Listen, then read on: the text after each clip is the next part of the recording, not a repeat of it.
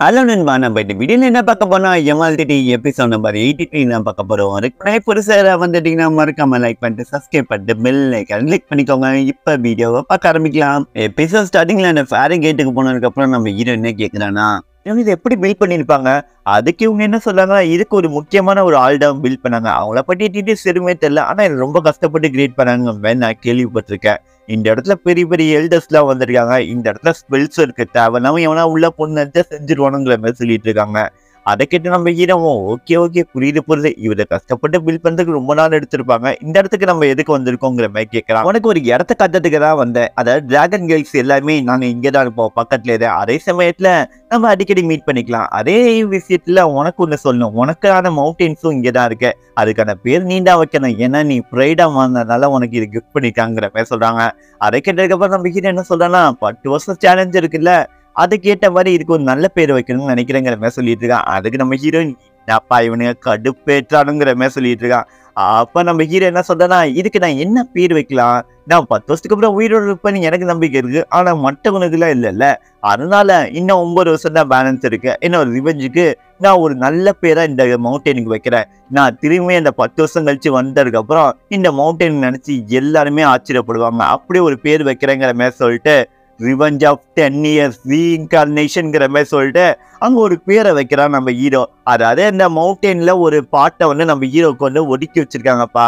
அதுக்கு நம்ம ஹீரோ இந்த பேரை வச்சிருக்கான். அதுக்கப்புறம் அந்த டிராகன் பொண்ணு இருக்கால, அதாவது சின்ன பொண்ணு ஒரு சீனியர், அவங்க என்ன சொல்றாங்கன்னா, அவங்க கிட்ட சில முக்கியமான விஷயம் பேசணும், அதாவது டிஸ்கஸ் பண்ண போறேங்கிற மாதிரி சொல்லிட்டு, இந்த வெளி உலகத்துல மறைக்கப்பட்ட சில உண்மைகள் இருக்கு, அதை பத்தி உனக்கு தெரியுமா தெரியாதான்னு தெரியல, அதை பத்தி நீ தெரிஞ்சுக்க விருப்பப்படுறேன்னா நான் ஒரு விஷயத்த சொல்றேன், நாங்க கடல் கலந்து செல்ல போறோங்கிற மாதிரி சொல்றாங்க. அதை கேட்டுக்கிறோமா எதுக்குங்கிற மாதிரி நம்ம ஹீரோ கேட்கும் போது அந்த சின்ன பொண்ணு சீனியர் என்ன சொல்றாங்கன்னா, நாங்க எதுக்காக அப்படி போனா ஒரு பெரிய பேட்டில் நடந்தது, ஏசியன் எமோட்டல் அண்ட் டீமன்ஸ் பேட்டில். அந்த வார்ல சில விஷயங்கள்ல நடந்தது, அதாவது ஃபேரி வெப்பன்ஸ் எல்லாம் மறைக்கப்பட்டது. அதே சமயத்துல ஃபேஸ் டைம்ஸ் எல்லாமே சேஞ்ச் ஆனிச்சு. அந்த இடத்துல என்ன நடந்ததுன்னு யாராலுமே புரிஞ்சுக்க முடியல, ஆனா முக்கியமான வெப்பன்ஸ் எல்லாமே ஐடியா இருந்துச்சு. அதே சமயத்துல Asian genre, magical weapons, fairy legendary weapons எல்லாமே மறைஞ்சு போடுச்சு. அதை தெரியுதான் நாங்க இப்போதைக்கு நாங்க போறோம். அது நமக்கு கிடைச்சுன்னா லக்குதா, அதே சமயத்துல அல்ல சில இது பேட் லக்கா கூட அமைய வாய்ப்பு இருக்கு. அந்த ட்ரெஷர் நம்மளே கொள்றதுக்கு கூட வாய்ப்பு இருக்கு, அதெல்லாம் நாங்க தேடி போறோங்கிற மாதிரி சொல்றோம். அதை கேட்டதுக்கு அப்புறம் நம்ம ஹீரோ நான் கண்டிப்பா வரேன், ஆனா அதை பத்தி நம்ம காலைல கரெக்டா நம்ம போறத பத்தி பேசலாமாங்கிற மாதிரி கேட்கறான். அதை கேட்டதுக்கு அப்புறம் சின்ன பொண்ணு சீனியர் ஓகே அந்த ட்ரெஷர் தேர்தலை பத்தி நம்ம காலைல டீட்டெயில பேசுவோம், இப்போ டைமை நான் வேஸ்ட் பண்ண முடியல, நாளைக்கு பார்க்கலாம், உன்ன நியூஸ்க்காக நான் வெயிட் பண்றேன், நீ வரியா இல்லையாங்கிறத கெட்டு போயிட்டே இருக்காங்க. அதை கேட்ட நம்ம ஹீரோவும் என்ன யோசிக்கிறேன்னா, நம்ம போறதுல ஒன்றும் தப்பு இல்லை, ஏன்னா நம்ம ஃபாக் கூட சண்டை போட போறோம். இதுக்கு நான் 9 வருஷமா ஒரு ரூமுக்குள்ளே அடைஞ்சிருக்கிறேன். இந்த இடத்துல இருந்து ப்ராக்டிஸ் பண்ண வேலைக்கே ஆகாது. வெளிக்குள்ளகிட்ட பார்த்தா தான் மற்ற சக்திகளையும் எனக்கு கற்றுக்க முடியும், தெரிஞ்சுக்க முடியும். சில மேஜிக்கல் வெப்பன்ஸும் எனக்கு கிடைக்கிறதுக்கு கூட வாய்ப்பு இருக்கு. அந்த ஃபேரி லெஜெண்டரி வெப்பனும் என் கையில் கிடைச்சிருந்தா இன்னும் கொஞ்சம் பெட்டரா இருக்குங்கிற மாதிரி நம்ம ஹீரோ நினைக்கிறான். அடுத்த சீனை கட் பண்ணா என்ன கட்டாங்கன்னா, நம்ம ஃப்ராங்க்வினை பார்க்க வந்திருக்கான். அந்த இடத்துல நம்ம ஹீரோ என்ன சொல்றேன்னா, நான் இது மாதிரி நீங்க நினைச்ச மாதிரி நான் அந்த காம்படிஷன் ஜெயிச்சிட்டேன், நான் இப்ப உங்களை பார்க்க வந்திருக்கேங்கிற மாதிரி சொன்னதுக்கு அப்புறம் ஃப்ராங்க்வினும் வெளில வரா. அதை பார்த்தா இந்த ஹீரோயின் பொண்ணு அப்படி இவ்வளவு பார்த்துருந்தா இப்ப கண்டுக்கவே மாட்டேங்கிறா. அப்ப நம்ம ஃப்ராங்க்வின் என்ன சொல்றான்னா, நீ ரொம்பவே இம்ப்ரெஸ் பண்ணிட்ட, நீ அந்த மேட்ச்ல ஜெயிப்பங்கிறது நான் எதிர்பார்த்ததான், அதே சமயத்தை நீ வெளி உலகத்தை பார்க்க போறேன்னு கேள்விப்பட்டேன். அதை கேட்ட நம்ம ஹீரோவும் ஆமா அதை பத்தி உங்களுக்கு எப்படி தெரியும், இங்க இருக்கிற எல்லாருக்குமே அதை பத்தி தெரியும், அந்த எக்ஸ்பீரியன்ஸ்ல உனக்கு நல்ல விஷயங்கள் கூட கிடைக்கலாம், அதுல நிறைய விஷயங்கள் நீ கத்துக்க முடியும், அதே சமயத்துல ஃபாக் எடுக்கிறதுக்கான சக்தியும் உனக்கு கிடைக்கிறதுக்கும் வாய்ப்பு இருக்கு, உன்னால் ஜெயிக்க முடியுங்கிற நம்பிக்கை எனக்கு இருக்கு. ஆனா இல்ல லைஃப் ஆஃப் டெட் பேட்டில், நீ ஏதாவது சாவத்து கூட வாய்ப்பு இருக்கு, அதனால நல்லாவே ப்ராக்டிஸ் பண்ண நிறைய விஷயங்கள் தெரிஞ்சுக்கோ, அதே சமயத்துல சில விஷயங்களை அடையணும்னா அதுக்காக போராடிதான் ஆகணும். அதை கேட்ட நம்ம ஹீரோவும் நன்றி, இப்படி ஒரு டிப்ஸ் எனக்கு நீங்க கொடுத்துருக்குங்கிற மாதிரி சொல்றாங்க. அதுக்கப்புறம் நம்ம ஃப்ராங்க்வினை அப்படியே நம்ம ஹீரோயினை பார்த்துட்டு இருக்கா. அதுக்கப்புறம் நம்ம ஹீரோவை இன்ட்ரோ பண்றா, அண்டர் கிரவுண்ட்ல இந்த பொண்ணை மீட் பண்ண அவளை கூப்பிட்டு வந்துருக்குங்கிற மாதிரி சொல்றான். அதை பார்த்ததுக்கு அப்புறம் நம்ம ஃப்ராங்க்வினா ஓ அப்படியா, இவனும் கூட இருக்கிறது நல்ல விஷயம் தான், இருந்தாலுமே இவகிட்ட கொஞ்சம் கேர்ஃபுல்லா இருங்கிற மாதிரி சொல்லிட்டு அந்த இடத்த விட்டு மறைஞ்சு போயிடுறாங்க. அதை கிட்ட நம்ம ஹீரோவும் தேங்க்யூங்கிற மாதிரி அந்த இடத்துல சொல்லிடுறான். அதுக்கப்புறம் நம்ம ஹீரோவும் திரும்பி இந்த இடத்த விட்டு போலாங்கிற மாதிரி சொல்லிட்டு அப்படியே முன்னாடி நடக்கிறான். அதே சமயத்துல ஹீரோனும் நடந்து போக ஆரம்பிக்கிறான். அப்ப நம்ம ஹீரோவும் ஹீரோயினும் சேர்ந்து நடந்து போயிட்டு இருக்காங்க. அப்ப ஹீரோவை தாண்டி வேகமா போனவன் ஒரு இடத்துல ஒரு சிலை மாதிரி இருக்கிறத பார்த்ததுக்கு அப்புறம் அது மேல ஏறி உட்காந்துக்கிட்டு அவன் என்ன சொல்றான்னா, ஏய் என்ன பாக்கிறதுக்கு உன்னோட ஓல்டு ஃப்ரெண்ட பாக்குற மாதிரி ஃபீல் ஆகுதா என்ன இன்னமும்ங்கிற மாதிரி நம்ம ஹீரோ பாட்டு கேட்டுட்டு இருக்கா. அப்ப நம்ம ஹீரோவில பாட்டு ஒரு லுக்கு விட்டு ஓடி பைத்தியக்காரச்சுங்கிற மாதிரி சொல்லிட்டு அப்படியே கண்டுக்கார மாதிரி போயிதான். அதை பார்த்தா எங்கடா போத நானும் வரங்கிற மாதிரி சொல்லிட்டு இவன் கீழே ஜம்ப் பண்ணி நம்ம ஹீரோ கூட வர ஆரம்பிக்கிறா. அப்ப நம்ம ஹீரோவை கூட வந்துட்டு இருக்கும்போது நம்ம ஹீரோ என்ன சொல்றேன்னா, நம்ம கடல் பயணம் பண்ண போறோம், அதுல என்ன வேணாலும் ஆபத்து வரதுக்கு வாய்ப்பு இருக்கு, எதுவுமே நம்ம கணிக்க முடியாது, அதனால ஒன்ன நீ ப்ரொடெக்ட் பண்ணிக்கிறதுக்காக ஒரு கத்தி தரங்கிற மாதிரி ஒரிஜினல் ஹீரோயின் கத்தி எடுத்து இவகிட்ட கொடுக்குறா. இதை நீ யூஸ் பண்ணிக்கலாங்கிற மாதிரி நம்ம ஹீரோ சொன்னதுக்கு அப்புறம் இவனும் அதை வாங்கலாம்னு சொல்லிட்டு அதை தொடுறா. இவளுக்கு ஏதோ டிஃப்ரெண்டா ஃபீல் ஆகுது. அதை பார்த்து நம்ம ஹீரோ ஓஹோ ஏதாவது ப்ராப்ளமா என்ன, அதுக்கிட்ட நம்ம இந்த ஹீரோயின் ஒன்னும் ப்ராப்ளம் இல்லையேங்கிற மாதிரி சொல்லிட்டு வாங்கிக்கிறான்.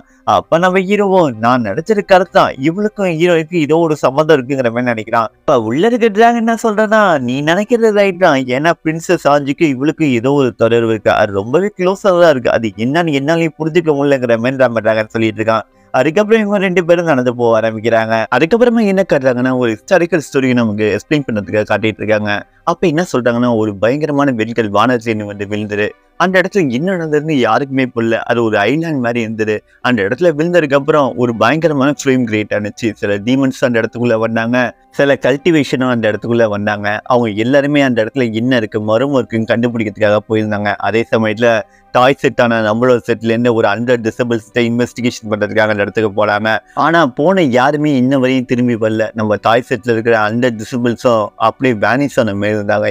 இந்த விஷயம் தான் எனக்கு இதுவரையும் தெரிஞ்சிருங்கிற மாதிரி ஒரு டிசபிள் வந்து சொல்றான். இது டாய் செட், இது அது நம்ம ஜியான் மோட்டனுக்கு எதிரான ஒரு அகாடமியோட செட். இது அந்த இடத்துல ஒரு டிசபிள் இதெல்லாம் சொல்லிட்டு இருக்கான். இந்த டிசபிள் ஒரு ஆர்ட் டிசபிள், இது மாதிரி ஹிஸ்டாரிக்கல் நடந்த விஷயங்களை பற்றிலாம் ஒரு லெட்டர்ஸ் மாதிரி இருக்கு, அதை படிச்சு ஒருத்தவங்கள்ட்ட எக்ஸ்பிளைன் பண்ணிட்டு இருக்கான். இவர் வந்து சுப்ரீம் எல்டர் தர இதெல்லாம் எக்ஸ்பிளைன் பண்ணிட்டு இருக்கான் டாய் செட்டை வருது.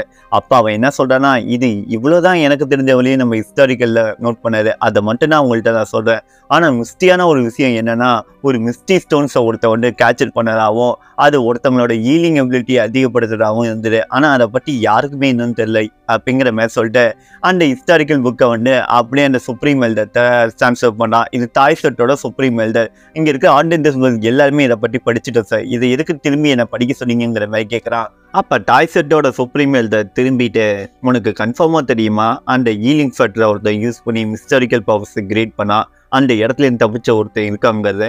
அதை கேட்டோன்னா இந்த ஆர்டிஸ்ட் என்ன சொல்றேன், ஆமா ஆனா அந்த இன்ஜுரி அந்த அளவுக்கு சீரியஸா இல்லைன்னு நினைக்கிறேன், அதனால ஈஸியா ஹீலிங் ஆயிடுச்சுன்னு நினைக்கிறேன், இது ஒன்றும் அவ்வளவு பெரிய விஷயம் இல்லையே.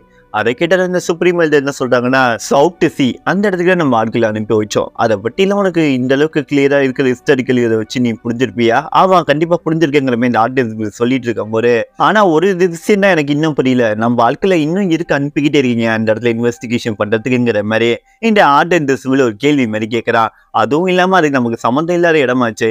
அப்ப இந்த சுப்ரீம் எல்டர் என்ன சொல்றான்னா, ஆமா நீ சொல்றது எல்லாமே கரெக்ட் தான், நமக்கு சம்மந்தம் இல்லாத இடத்துல நம்ம ஹெல்ப்புக்காக ஒருத்தவங்களை அனுப்பணும், அது ஒன்றும் நம்மளோட நல்ல எண்ணத்தை காட்டுறதுக்கு இல்லை, இந்த எரிக்கல்லோட நட்சத்திரத்தோட கற்களை பார்த்து அதோட சக்தியை புரிஞ்சுக்கிறதுக்காகங்கிற மாதிரி ஒரு கல்லை எடுத்து காட்டுறாங்க. அது வானத்துல அப்படியே பறந்துட்டு இருக்கு. அதை பார்த்து அந்த ஆர்டை டிசபிள் இது என்னது எனக்கு ஒண்ணுமே புரியல சார் அப்படிங்கிற மாதிரி சொல்றான். அப்ப அவர் என்ன சொல்றாருன்னா, இந்த கற்கள் தான் அந்த எரிக்கல்ல இருந்து இருந்தது, இது ஒரு நட்சத்திர எரிக்கலா வந்து வானத்திலேருந்து விழுந்தது, இதை பத்தி நம்ம தெரிஞ்சுக்கிறதுக்காக நம்ம ஆட்கள் அனுப்புறோம், ஆனா யாருமே இன்ன வரையும் திரும்பி வரல, இன்னும் நம்ம இன்வெஸ்டிகேஷன் ஸ்டாப் பண்ணக்கூடாதுங்கிற சொல்லிட்டு இருக்கான். அப்ப அந்த ஆர்டர் டிசபிள் இந்த டீட்டெயில் தான் நம்ம நோட் புக்ல இல்லவே இல்லையே. அதை கேட்டானே இந்த சுப்ரீம் எல்டர் என்ன சொல்றாங்கன்னா, இதை பத்தி நான் எப்படி வெளில சொல்ல முடியும், இது ரொம்பவே டெரபிளான ஒரு விஷயம், இதை பத்தி நம்ம ஆட்களுக்கு தெரிஞ்சிருந்தா கண்டிப்பா பிரச்சனை தான் வரும், அதனால தான் இதுவரை யாருக்குமே தெரியாம இருந்தது, ஆனா இனிமே நம்ம இதை பத்தி தெரிஞ்சுக்கிட்டே ஆகணும்.